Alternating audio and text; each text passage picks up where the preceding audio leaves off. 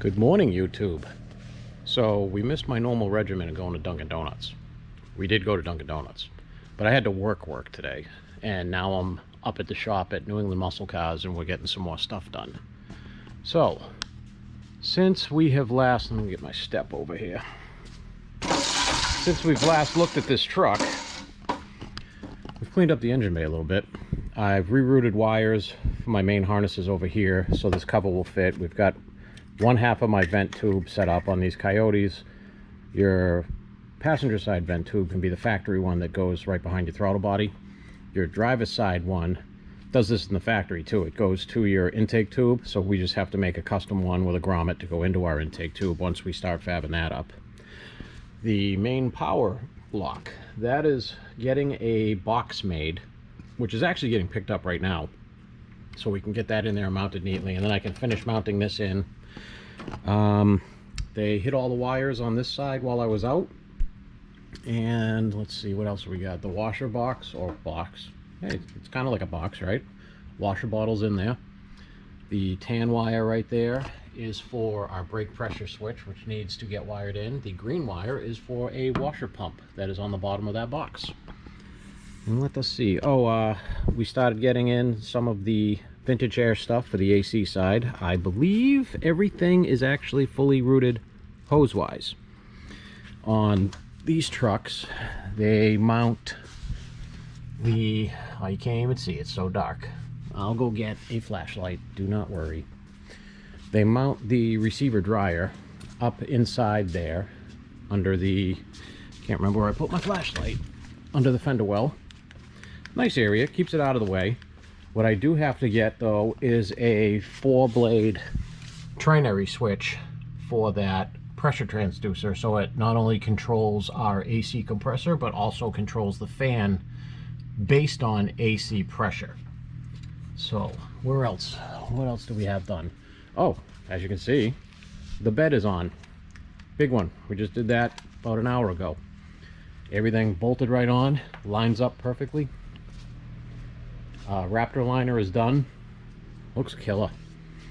So we can start putting the tail lights in, tailgate, bumper. I'm doing some more wiring right now on the Dakota Digital shift indicator module, so we can have that on the dash. I'm actually working under the car, but as you can see, the rugs are all in. They're not glued into place yet, but they're in because we're still running wires for the fuel level sender. We got to run all of our wires for the radio back to the amp that's over here. So this is, instead of it just being amp for the sub and regular, where RCA inputs in and out of the amp for both of these rear corner speakers and the dash speakers. So it's gonna be a nice little sound system in this thing. Still cleaning up some more wiring here. We're waiting for some stuff to get here. We've got to get all these, they're all pinned, but we got to get them all in for the turn signal stuff. And I'm trying to think where else we've been. Not sure, but there is a lot of progress. But as you can see, it's a truck, and I mean, I'm gonna be modest here because I'm working on it, but it's a damn good looking truck too. So, especially, I mean, I wasn't a huge fan of the white wheels, but wouldn't say they're period correct, but they look very nice. They're gonna be a nice offset with all of the orange that is on this giant pumpkin. All right, let me get underneath and we'll see what we can figure out on some wiring here for the shift indicator.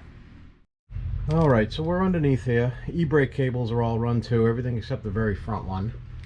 So, a couple of tips when you're doing these 6R80 swaps in these older vehicles and the retrofits. Now, Fat Fender Garage makes this kit. So this is a block off plate, so you get park, reverse, neutral, drive. You don't want to go down into sport mode. Everything that has to do with that is going to be electronically shifted if you're running that. We are not on this truck. We are just running it in regular drive mode. No sport mode, none of that. So now I'm going to put on, in these two bolts goes a potentiometer that will read what position you're in and relay that information to another Dakota Digital box, which will then relay that information to the main Dakota Digital box and tell the dash if we are in park, reverse, neutral, or drive. It's not needed. You don't have to have that for it to run, but it's just something that you do if you want to go the extra mile and you have it show up on the dash. So we're going to mount that module in there, or that potentiometer in there now, and start running some wires. So I'm going to tell you right now, whew, that was not fun. Getting this mounted up in here and getting that rod on there, which is going to be, let me put this down here. So this is going to give a signal through this wire to my Dakota Digital to tell me what gear it's in. Man, whoever buys this truck, they better really love this thing. Wiring break. As you can see, the hood is currently getting wet sanded. Should come out like glass, like the rest of the truck. I think they've got one more grit to go down possibly, and then polishing time. But it's looking good. Alright, so let's go see what I got going on. I got that nightmare under there all taken care of. So, next up,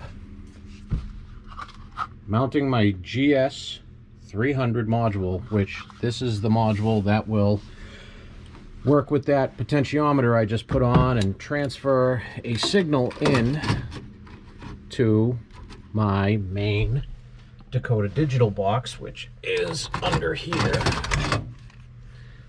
right under there. So where I'm going to end up mounting this is over here. We have a little spare area. Let me see if I can get my hand in here and the camera at the same time. I can't, so we're going to do this way then. So we're going to mount this up in here, because all we need to put in here for wiring is these 3 wires that are already in their own captured jacket right there that come out of that sensor. And then we need to put in an ignition switch power and a ground. And that is it for this module. And then, of course, program it with the set button down here once we run through the gears to tell this thing what gear is where and what position that potentiometer is in. A few moments later. Good morning, everyone. It's been a bit. I've been busy. The GoPro broke. Got that all taken care of and hammering some work out. Already got my dunks. We are not heading to Lakeville today to New England Muscle Cars. We are instead heading to Ferrari, and we're going to be working on the F100 there because it's over there right now. So I'll show you what we got going on once we get there.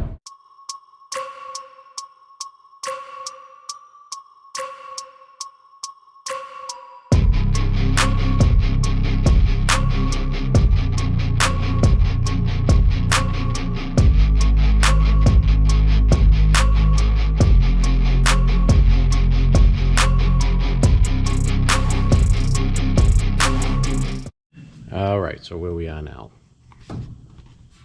Took care of the AC leak that we had that was on this line. This fitting was not fully crimped from the factory.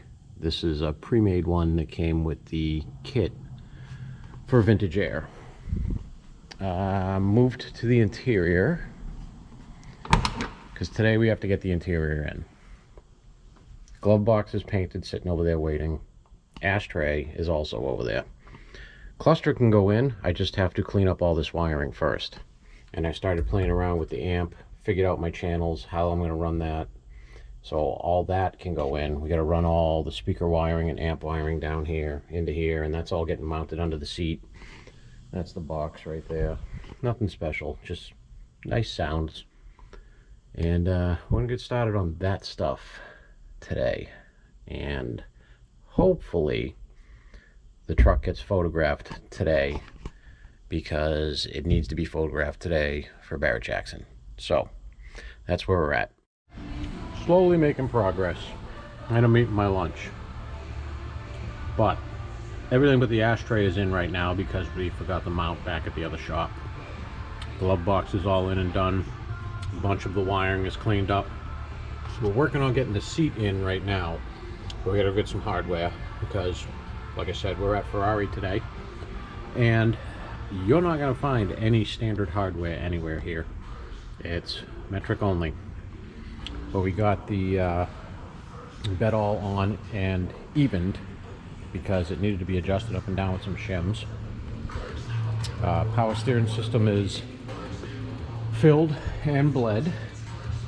We had one hose pop off. One of the other guys did. Pressure hose, of course. And that wall is now waterproof thanks to power steering fluid. But let's see what else we got going on. I got the turn signal switch all wired, so I have to tuck all this stuff up there nice and clean. I've got to clean up this stuff. My switch for programming the vintage air Dakota Digital is all in. But let's see, we'll give you a view of the dash. Everything powers on, turns on, works great. We got lights, all over lights. We don't have a directional stock yet. That's coming along with the tilt stock. But we've got all of my other stuff all through here. Let's see, high beam indicators wired in. So I'm doing pretty good. Plus, like I showed in the other video, we have our gear indicators all wired in as well. So oil pressure. Ford computers, it's hit or miss. You're either going to get a pressure sensor that is actually a pressure sensor or just an on-off switch. This one is an on-off switch, so we had to run a pressure gauge or a pressure sensor with separate wires to that. Other than that, everything else on this dash, speedo, cluster, everything, ran through the OBD2 bus, which is actually mounted in the glove box, so you can unplug it from the cluster if you need to and scan it for any codes, because the check engine light is also, because it's through the bus, is also on to come in here if you do have a check engine light at any point. So pretty cool technology. Speaker box is in. The seats fit good. We just need to modify the brackets to fit in the floor. All the twin stick shifter trim is all mounted. All that stuff is on there. Knobs, boots. We're getting there. So we're gonna finish up some stuff. We'll see where we end up today. This was a full Saturday. I got there about 6:30ish. It's 4:30 now, almost 5 o'clock actually. And I'm just going home now, but we got a ton done on the truck. Still ain't finished, but it's almost right there. And that last 10% is what takes the longest. We got the entire interior buttoned up with the exception of the ashtray, because we forgot that bracket back in Lakeville. The sound system is fully wired. It's not hooked up, but it's fully wired. We didn't have time to get everything hooked up to the amp because it took us way longer than we expected to get the seat in it. The seat brackets didn't want to work. We had to modify a bunch of stuff, make some new holes, but now that we got the seat in there, it's actually perfect. Perfect seating position, super comfortable, and everything is within reach, and the interior of that truck just looks so good. Wait till you see the pictures after I'm done talking here, the video I mean. But yeah, so we got to finish wiring up the radio, then that will be done, and then I'm trying to think, what else do we got? We got to redo some brake lines because there's just some fitment issues. We're not happy with them, so we're going to redo the brake lines. I have to wire the cooling fans still. We got everything else done except for from the relay to the fans, and then I think we're good to go. It is getting photoed Monday. It's getting actually cleaned right now, and then it's getting photoed for Barrett Jackson on Monday, and then those pictures should come out great. This truck is beautiful, and I don't say that about a lot of trucks. There's a lot of cars that are dead sexy, especially in certain colors, but this truck, this is a good looking one. And then after this, I got to start all over again, and we're on the 1970 C10 on a Roadster Shop slam spec chassis with an LSA and a 6L90. that's also going to be a sick truck. So stay tuned.